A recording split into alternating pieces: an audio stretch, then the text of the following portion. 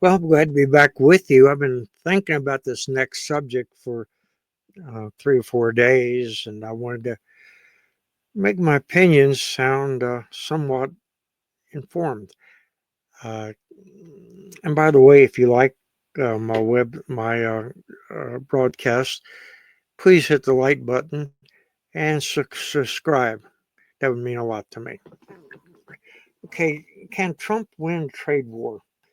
Well, yes, he can. We won't. We'll just stop it right there. But this trade wars with over 200 countries. And I looked it up on the chart. Some of them, their tariffs is not very much. Some of them is 40, 50, and 60%, which is not fair. And we need to bring a stop to it.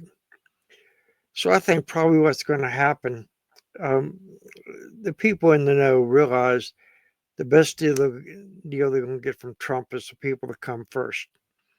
Then you'll have a domino effect and more people will come in. So I think that's what's going to happen. But the one I think the wild card, which I'm really worried about, is with China.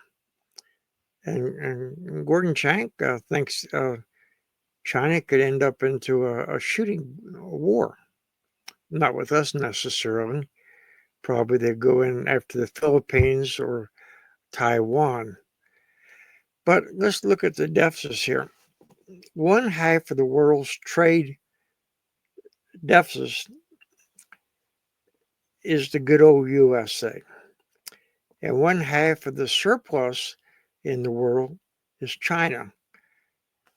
Now, China boasts that the GNP is 5%. Gordon Chang figures that it's about zero and it could possibly go south. So let's think why are we going to have a shooting war here? Could we have a shooting war? Well, one of the things that especially the dictators can do, like to do,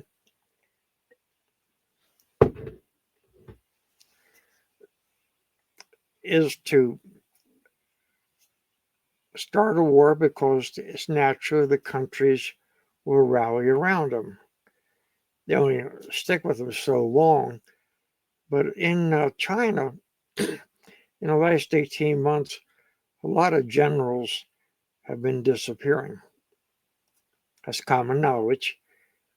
So, which means they're into a little shakeup, and it just depends how he handles it.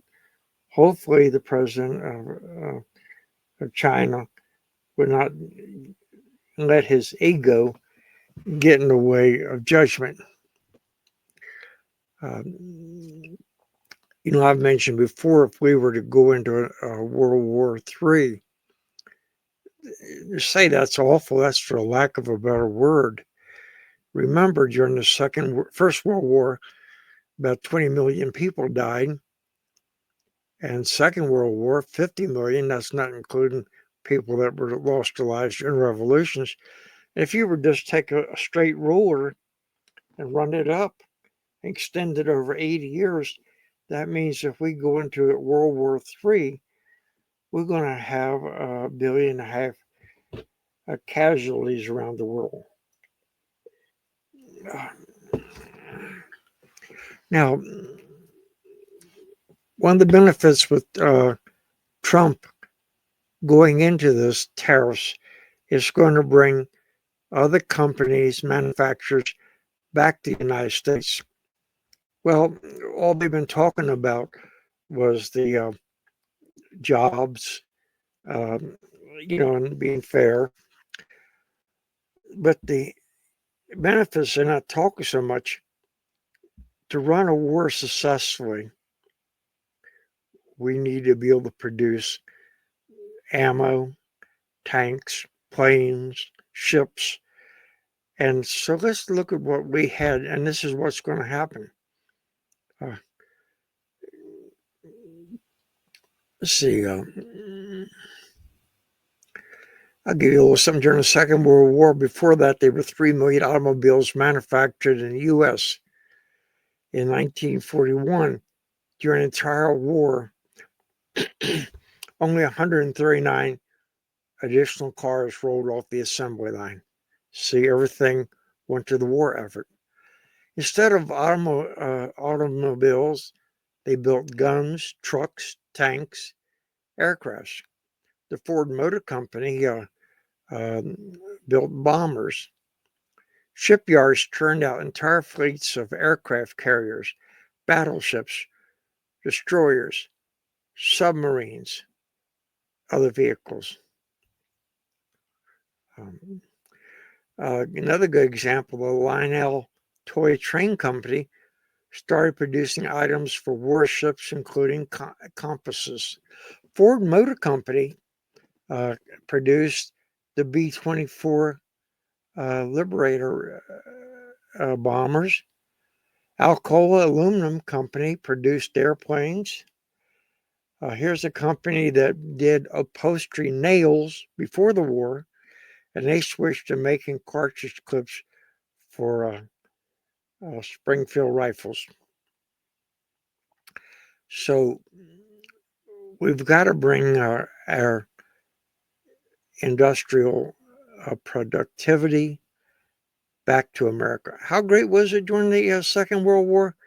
During the worst day of that war, when many ships went down the North Atlantic, cargo ships, and ships that went down in the Pacific, the very worst day, our output was much more than went to the bottom of the ocean. So that has to be brought back. And it's not good, a good policy to depend on our friends in a time of need. And it's unthinkable that we have so much depending on China. I would hope that as this settles down, that Trump would get with Congress. Every manufacturer company that has the essentials that we need in America that outsource this to China should be able to go back into production here in the good old U.S. within 2 to 3 days, and they should have enough of these supplies on board. Okay, I think this is everything I wanted to talk about.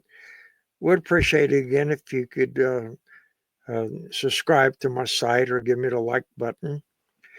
Until then, we'll see you again next time.